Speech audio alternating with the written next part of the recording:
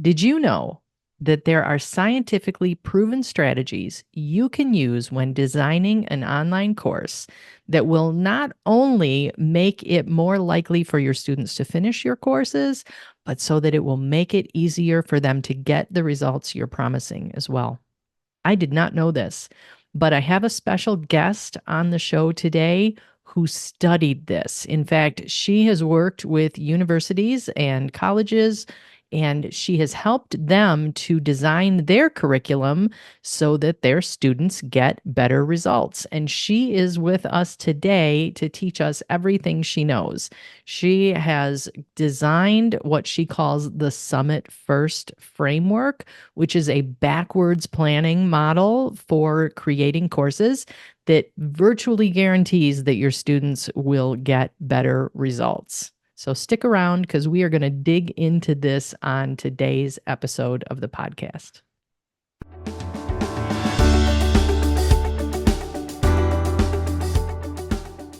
This is episode 124 of the Tiny Course Empire podcast. If you are watching on YouTube, welcome. Do me a favor, would you? And hit that subscribe button because that helps our channel grow and it helps us keep this information free for you.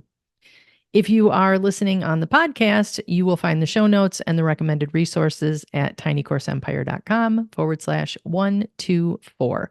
And you can also subscribe in your favorite podcast app and never miss a single episode. Next week, we are talking about how to launch your digital course after you've created it, the steps that you can take to get it out in the world and get it in front of the people who need it the most.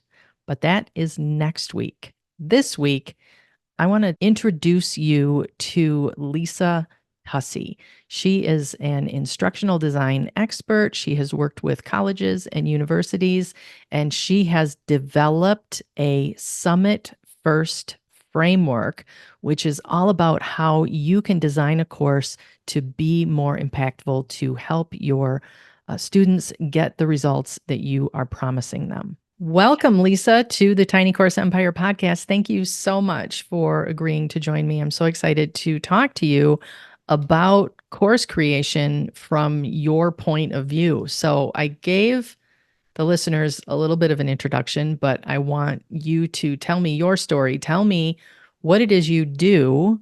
I know it's something about learning design, but I don't really know what that means. Can you tell me more about that and how you came to kind of embrace that as like your field and what you're doing with that right now? Yeah, and thank you for the opportunity. I'm so thrilled to be here. It's really an honor. Thank you, Cindy. Yes, so learning design is designing learning in a way that learners will be successful. And so it's not the curriculum part of it, it's not the content part of it, it's the designing part of it. And so you ask questions like, would learners learn this better if they built something, or if they read about it, or they watched a video, or if they had an infographic, or all of the above? Like, what is the best way for them to learn something? And so that's kind of at the heart of learning science. And then there is kind of a seminal work called Understanding by Design that was written several decades ago now. And it's referred to as backwards design. And the goal of that is you start with the end goal in mind, and then you work backwards from that. And so the learning science then is built around that. Not all learning design follows that kind of a model, but it's the model that I've embraced and that I follow. I love that. Design it backwards. I talk about that in a lot You of do. different areas in what I teach, because oftentimes it's really the best way to get to where you're going, right? Is by figuring out where that end point is and then working backwards. So I love that this is kind of the model that you teach. So you mentioned that it's not about the curriculum, it's not about the information that's being shared, it's about how the information is shared. Did I understand that correctly? Yes, that's correct. So Yes, exactly. so can you give me an example? I know that you the reason Side note, you guys, the reason Lisa is on the podcast today is because she took my course, Tiny Course Empire, and she deconstructed it on her blog and said, these are all the good things about Tiny Course Empire. I don't know that you mentioned any bad things. Hopefully you did, because there's always bad things. Um, so so she wrote about it on her blog about why Tiny Course Empire fits into this learning design model that she's created. So can you give me some examples? And it doesn't have to be from my course, obviously, but it can be from anything. But give me some examples of how learning design impacts students, impacts somebody who's taking an online course, maybe. Yeah, absolutely. And I will say that I also took your course creation course, quick and easy course Quick and easy creation, course creation. Yep. and the challenge. I think like last year took the course creation challenge. So I would encourage anybody, if when those come up again, take the opportunity because they are really excellent. So The let me interject here that course creation challenge is coming up soon. Yay. Watch your emails. Okay, go ahead. Don't miss that one for sure. Um, even with my, even with my expertise and my background, I really found that really helpful to go through, and it really guided me well and kept me focused. And so I really appreciated that. The when I did the blog on the Tiny Course Empire, one of the things, or the thing, I guess, that I pulled out was you'd done a welcome video. And not only did you connect with your learners, because that's a big part of who I am, is connection and community. By them seeing you, right? Seeing them, talking to them. It was, I think, under 2 minutes. It doesn't have to be something really elaborate, but in those 2 minutes, you connected with them. You let them know what was in the course. You let them know where to find the things that were in the course. You let them know if they had technical problems, what they should do, if they had questions, what they should do. And then at the end, you gave them some advice on how to be successful. And that really communicated that you really cared and that you were really connecting. And so that's one element of course design that really helps learners be successful, because they especially with an online course, you can feel kind of alone. And so that let them know that they weren't just doing this into a void. Like if they had questions, there was someone to go to. And at the end, when they had accomplished, creating something, that you were interested in seeing it. And so that's a big thing, like having your learning, being able to share it with someone. One of my favorite examples of bad course design is I was in a course that was ridiculously expensive. It was a career coaching course, and the navigation they'd used. Well, I won't say the name of the. Yeah, the don't yeah, let's not throw anybody under the bus. yeah. I won't say the program that they had used. But it was so badly done. The navigation, you would have to go backwards in the breadcrumbs to get back to anything. Like once you had gotten to an endpoint, you would have to work your way backwards. And one of the colleagues I was with in the course had actually taken sheets of typing paper or printer paper and taped them together and drew a map of where everything was. So when she wanted to find something, and it took more than one piece of paper. It took like 4 sheets. And I remember her holding that up to me and I remember thinking it should never be that hard to navigate Wow. a course. Yeah, that's bad. That's bad. That puts and I designed courses for colleges and universities, and one of the things that research shows, as well as what they knew about their students, we had a rule that you could never click more than, I think, two was the ultimate, and they preferred one to get to anything. You should be Yeah. able to get to things in one click. And so that's just kind of some examples of caring about the learner, caring about making sure that they keep going, that they keep persisting. And then as far as like on the content side, designing it is things like making sure that that end goal is communicated really clearly. And we'll talk about the backwards design bit of it in a little bit. But some of the other things are um, taking the material and putting it into chunks, or what I call kindling size pieces, because I use a hiking theme with everything. Um, Because if you just keep telling people information and information and information, your brain doesn't have any place to put it, to categorize it. And so this is one of the most interesting things that I learned about like how our brains work and store information is if you see um, we store like the types of dogs, right, in our brain. So we might like, a Saint Bernard and a German Shepherd and a poodle, and they kind of all go in the same little group as dogs.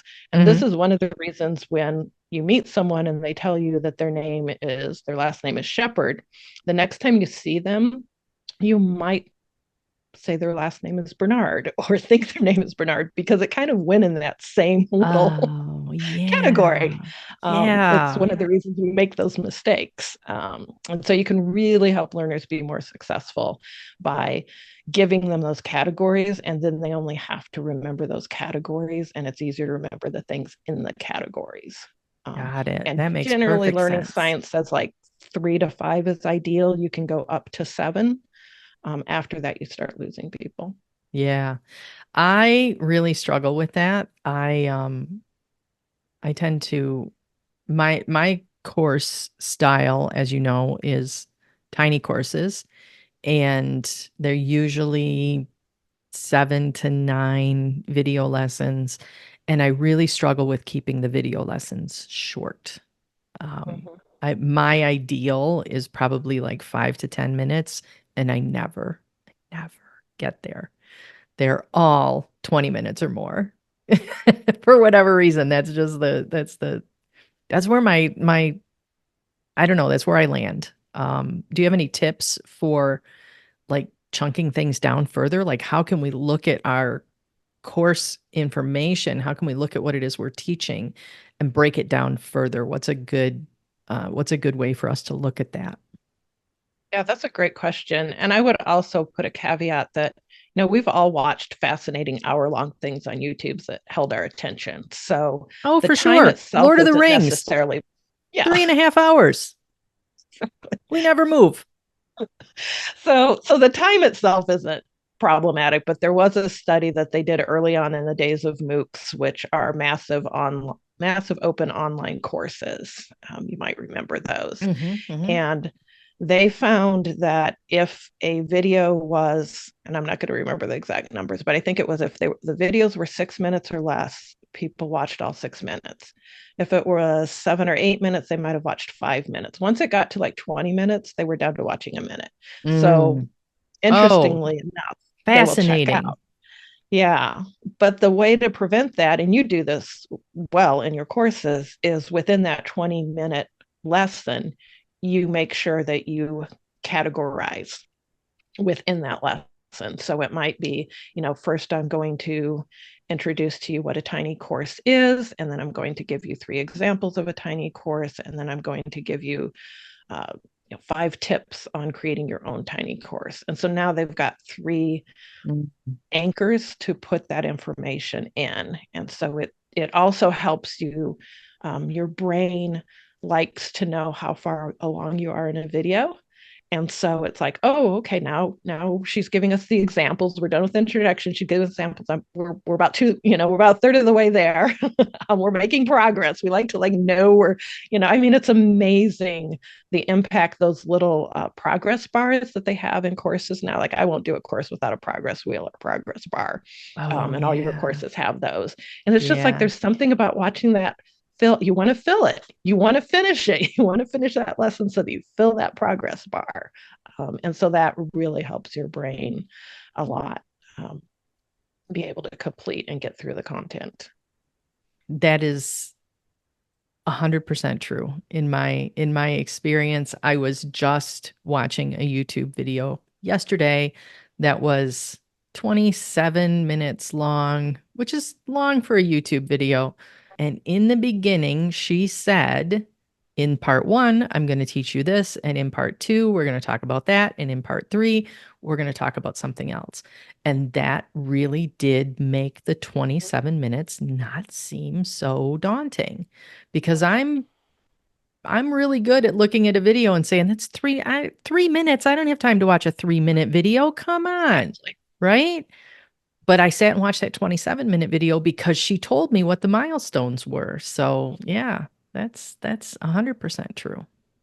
And I don't think we have any video players any longer that don't have a progress bar of the video Hmm. playing, but Yeah, I yeah, still have had experiences, usually HR videos, right, where you're forced to watch some kind of training, and yes, you don't know how long it is. You don't it doesn't give you any indication whether this video is 20 minutes or 3 minutes, and it's absolute torture because yeah, you don't know what you're in for. You don't know yeah. how long it's going to be. The only ones I can think of today are webinar replays, where they don't give you Yes. the option to speed up the video or pause it or rewind it in any way. You're just forced to sit there and watch it as don't do that to your people. First of all, I think that's really terrible design. Especially when you're teaching, you get distracted, your dog barks or the kids come in or whatever, and you miss something and you want to Right. go back and you want to make sure you got that point.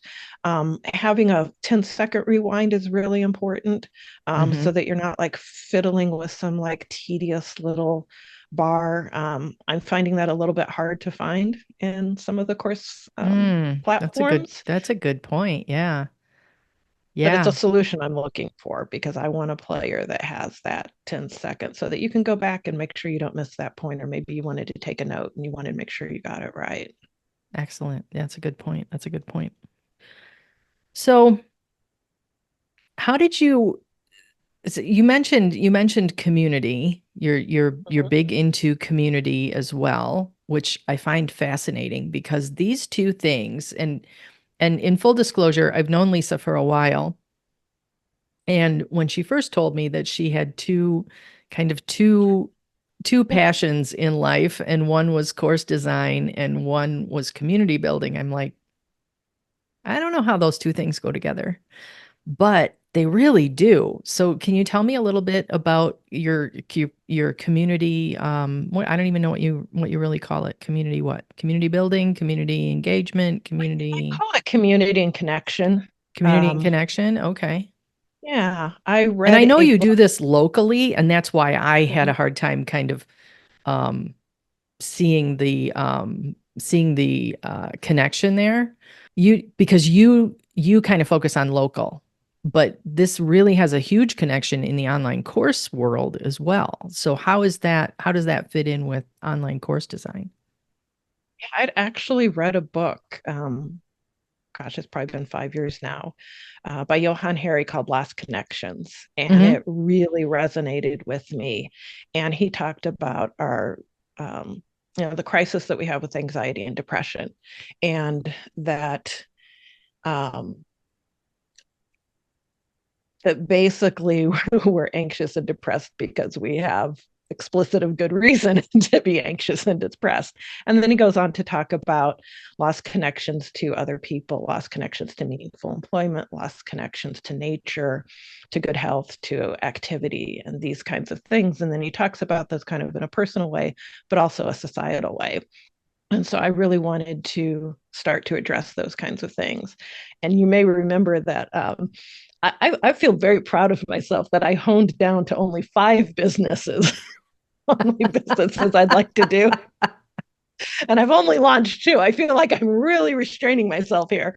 Um, and so that's really important to me because I think we need some global societal solutions to these kinds of things. And I was very involved with Simon Sinek during the pandemic and his communities. And we had this international community that built up around his, and we did like book clubs and people from all over the world that I just recently connected with again this week. And so, just that emphasis on how do we help people have meaningful work? And Simon Sinek talks about start with why. And so that was a big focus of that. And so when was looking into wanting to do, I knew I wanted to do an online uh, business where I taught people something, right? And I knew I wanted to connect with people. And at first, I really wasn't going to do the learning science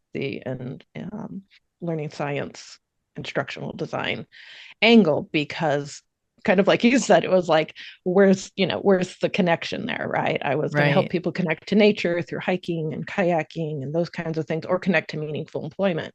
And then I realized this is helping people connect to meaningful employment. This is helping course creators have a meaningful business in which they are having such an impact on their life, and it's helping them connect to that. One of those key things that can really make a difference in your life and really make an improvement in your life and then in the lives of people that you are teaching.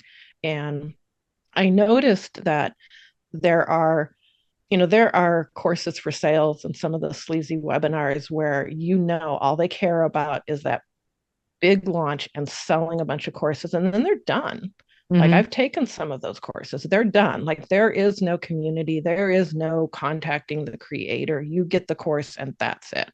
But I've been in communities like yours and Kelly McCausey's and Jennifer Burke's, and what I saw was people who really care about their learners. If you're teaching about cat behavior, you really care that the cat owners have a good relationship with their cats. If you're teaching wicker artwork, you really can care that people's projects turn out well. Or if you're Yeah. teaching mindset coaching, you really care that people have a transformation. And and so you need to be connected to your learners in order to do that, and good course design helps you connect to your learners to do that. So sort of an underlying motivation or inspiration for me for all this really has to do with addressing depression and anxiety. It's not really blatantly part of what I talk about or what I write about in my about sections, but ultimately that's kind of what's underneath all of it. Oh, that's interesting. So that's kind of your why. That's my why, yeah, is Yeah. connecting to Yeah. ideas, people, and resources so that we have a better sense of belonging, or so that everybody has a sense of belonging. And meaningful employment is a really big part of that. It really makes a difference in your life and Yeah. Yeah. your mental health. So you mentioned a little while ago that you were going to talk more about backwards design. Mhm. Tell me about that. Yeah, so backwards design is you start at the end goal. And Cindy, you do a really good job with this, whether you're teaching people how to create a sales page or how to create a course or how to write an email. It's like, what's the purpose? What is it you're trying to accomplish? Right. And so it's the same thing with course design.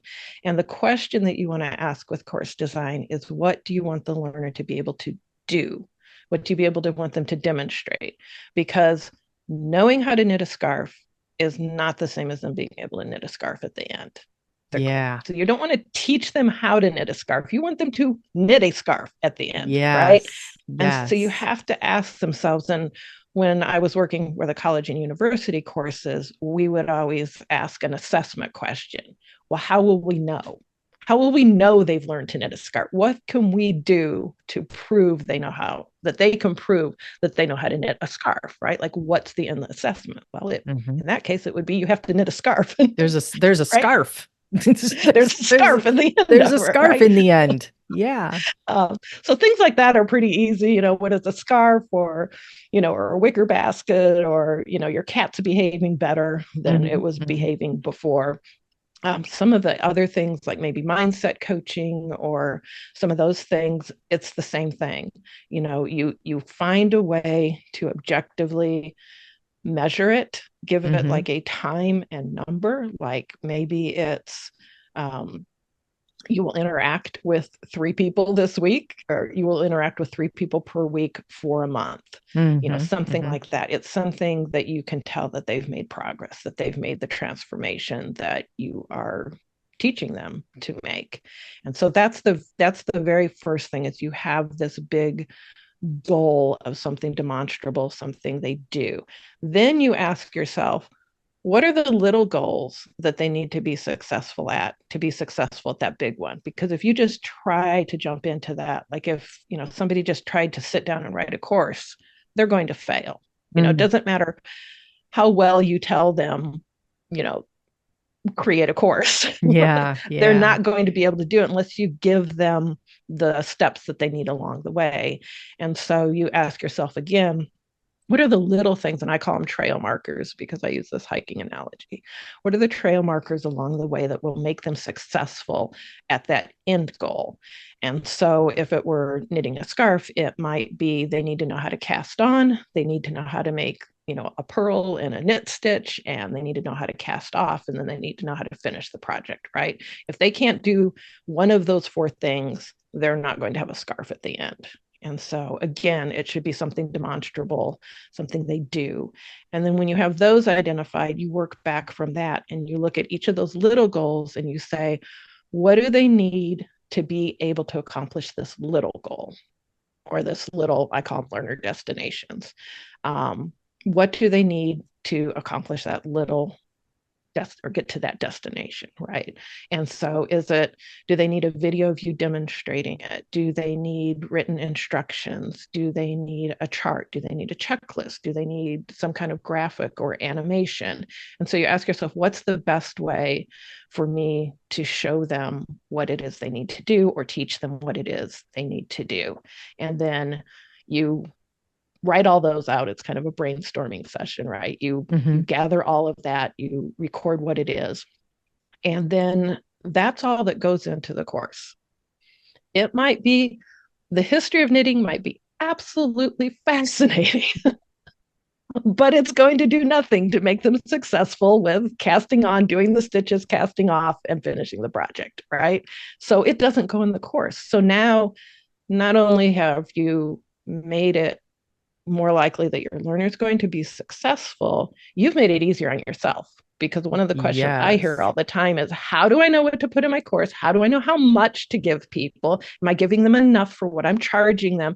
And that's not really the right question. The right question is, and I've heard you say this in different ways as well, is however much it takes to make them be successful with what it is you're Right. trying to get them to do. That's And how much not goes in the and not course. one sentence more. And nothing more, right? Yes. And then after that, you organize it all. You what we were talking about before, kind of chunking it, what I call kindling size pieces. You categorize it so that it makes sense, so that they can absorb it. They don't have what's called cognitive overload, which they're just not like, it's just so much information you can't remember.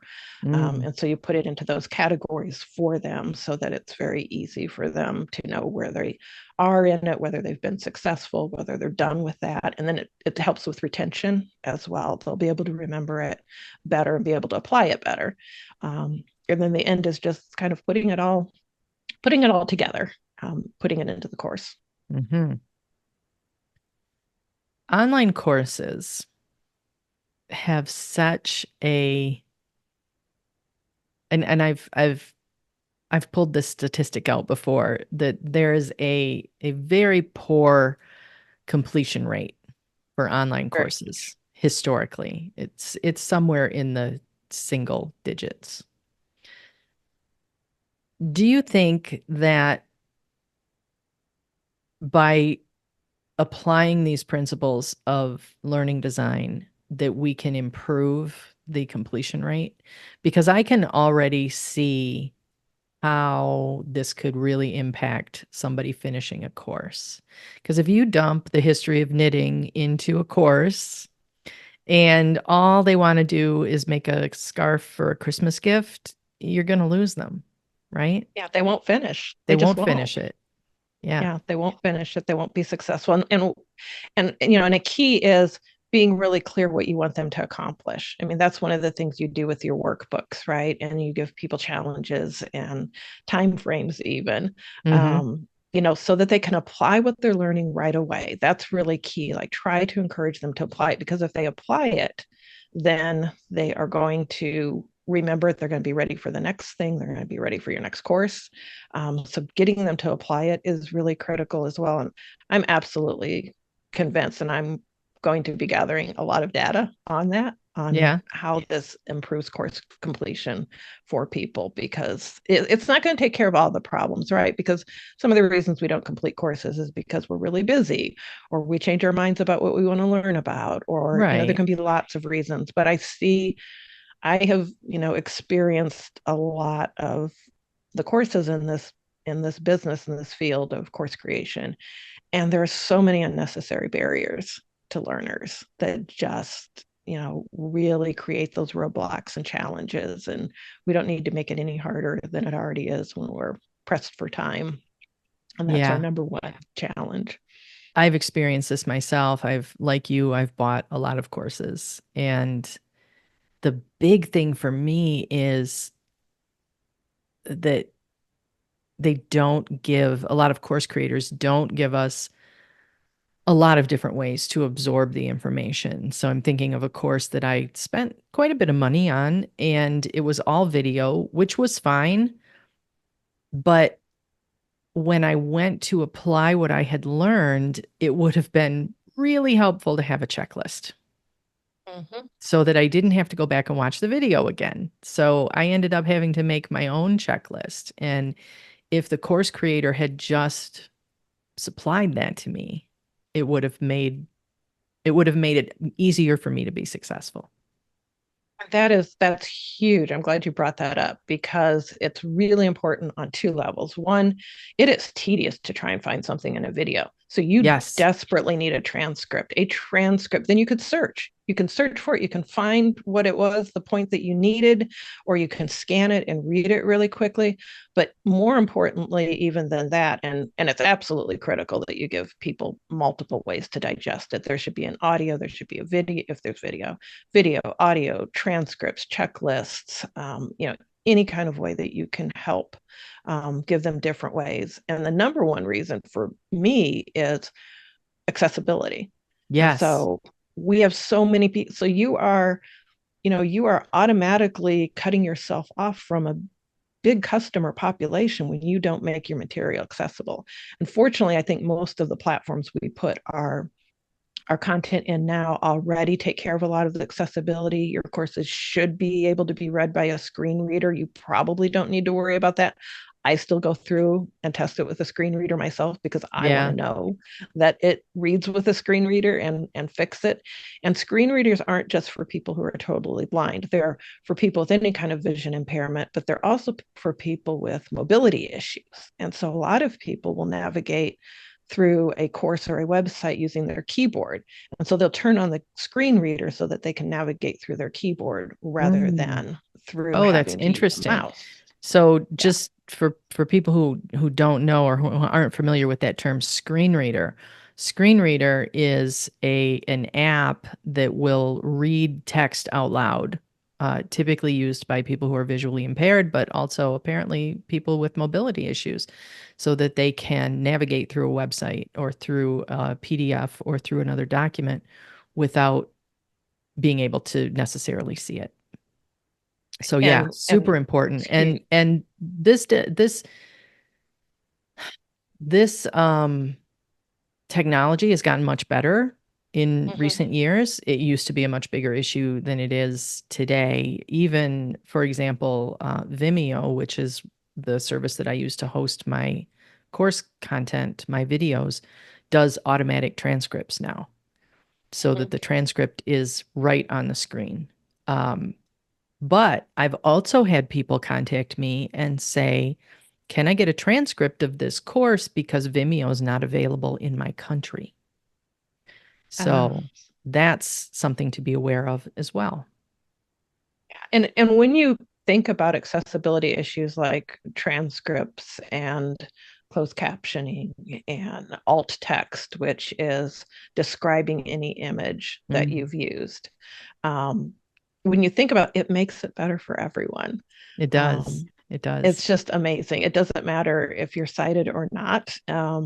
Putting those principles in place makes it better for you. One of my big pet peeves, if I could change the world, the one thing I would try to get people to do is when you post a link, describe what the link is, and then put the hyperlink on those words. And so instead of saying, um, to access the Tiny Course Empire course, click here and making the active link on the word here. Mm. And and access my challenge here, and then you put the link on here, and access my podcast here, and you put the link on here. What will happen is when people use the screen reader, they much like actually like a sighted person might do, is you go to a website or a course and you kind of look at it and you see the title and you see the subtitles and you see the lessons and you see the pictures, and then you start reading through the course and you see the links and you come back and you look at those links at some point probably and click on them. You usually don't do it as you're reading through. Well, Mm. screen reader kind of does that for the person. And so there's sections. So you go to the section that tells you what all the titles are and what all the subtitles are and what all the images are and what the links are. So you know what you get?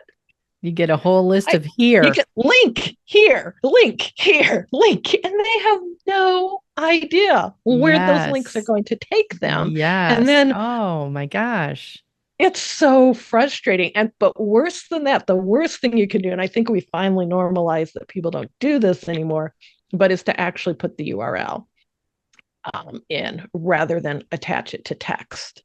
And I had an experience when they were training us on this in an accessibility course, and they ran a screen reader where somebody had made a bunch of mistakes like this, right? And one of them was they'd put the URL in. And so you hear link HTTP colon forward slash for, and about that time you're ready to scream. And I was just like, Yes. I will never do that to anyone Yes. ever. It was so painful. And they made us listen to the entire URL in the Mm. training. And it really like seared in my brain. Don't ever do that to a person. But for sighted people too, or people with good mobility. Um, we had something sent out at work one time and they had used here. And I knew what I was looking for and I knew the name of it. I couldn't find it in the email. It took me like 5 minutes to find it because they'd used the word here rather than the session I was looking for. And I thought it was just me because I'm hypersensitive to it. But I talked to a couple of my colleagues and they all said, like, yeah, I couldn't find that in the email either. Like I looked and looked and looked and couldn't find whatever I was supposed to go, what I was supposed to click on. So the bottom line is make it easy for your students to be successful.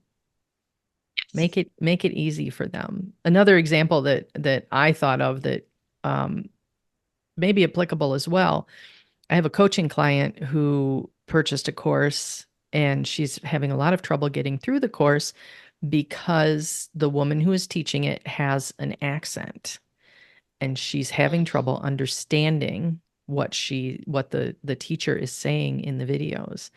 And closed captioning would solve that problem Yep. instantly. Yeah. So we're a global, we're more and more global, right? Mm-hmm. I have customers, I have students all over the world, and course creators, coaches. You probably have students all over the world too. So and students of varying physical abilities. So think about how you can make it easier for them to be successful, to finish and to accomplish the goal that you've set out for them to accomplish with your course. I think that's really the bottom line. And there's two reasons. One is you really care about your learners. I mean, that's one of the things that I love about Hopefully. your community and the ones I'm in. Like people really care about the learners. So you want them to be successful, but Yeah. also just on a real practical level, if they're successful and they complete your course, they're ready to buy your next course. Yes. And so just from a financial perspective, it's to our benefit to make sure that learners can complete their courses. With 100%. as much as we have control over that. Yeah. Yeah. 100%. I love that. I'm going to end on that note because that's important. Lisa, where can people learn more about you? They can go to connectedcoursedesigns.com, and that's where they can learn about everything that I do. And there is also a link that you can put in the show notes where they can get the free course. If you sign up for my email newsletter, you get the free course that lays out the entire Summit First. It's called the Summit First Framework, which Okay. is what I described as the backwards design. Oh, And then I excellent. also do course review packages. Right now, I probably won't do this for very long, but right now I'm doing course review packages where I will review your course and I will point out 5 things that you could improve and give you detailed instructions on how to improve the top 3, most important 3 of those. And for listeners of the podcast, you can get $50 off with a coupon. Oh, And so awesome. We'll I put the just, coupon in the show yeah, notes. Yeah. Okay. Excellent. it'll be good till Halloween. I'll All take it right. down Halloween. I'll give people a chance to All right. listen All to right. or Good. give a So, chance. so if you're listening in the first 5 weeks or so that this podcast goes up, because it will post on Monday the 16th. I had to do a little math in my head. Sorry. Monday the 16th is when this podcast will air. Um, you guys, you should go get Lisa's free course. She threw me a little bit with the summit first. I just got it because she's been talking about her hiking metaphor. So summit first. Yes. Get to the summit first, then work your way backwards. That's the entire thing. And here's why you should go get this free course. It is a living, breathing example of these principles at work. And this is my absolute favorite way to learn anything is not by someone teaching me, although that's obviously important. But if you can learn by deconstructing the examples that they're putting out there, that's even more powerful. So pick up Lisa's Summit First Framework course and pay attention not only to what she's saying, but how she presents the material. I think you'll learn a lot in that exercise. So we'll put the link to that in the show notes. Lisa, what should I have asked you that I didn't? Any closing thoughts? Anything really important that you want to make sure that everybody knows about? My gosh. I don't think so. I think we covered a lot. Yeah, we did. I Yeah. took a whole page of notes, you guys. So yeah, I think we covered a lot.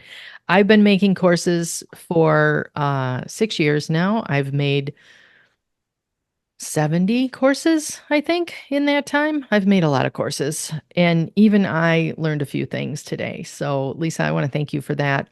This has been phenomenal. I will say one thing. Your Yes. point, and it was actually a point I put in my notes about you know, following people and then modeling what they do. And that's I would say to the listeners, it's very true of Cindy's courses. Model what she does when you take her courses, model what she does because she knows course design from experience and she follows the principles that I teach. And so you will do well to model Cindy's courses as well. Excellent. All right. Thanks for that. All right. Thanks, guys. Thanks for joining us. Lisa, thank you for being here on the show. I really appreciate you, and we will catch you all next week.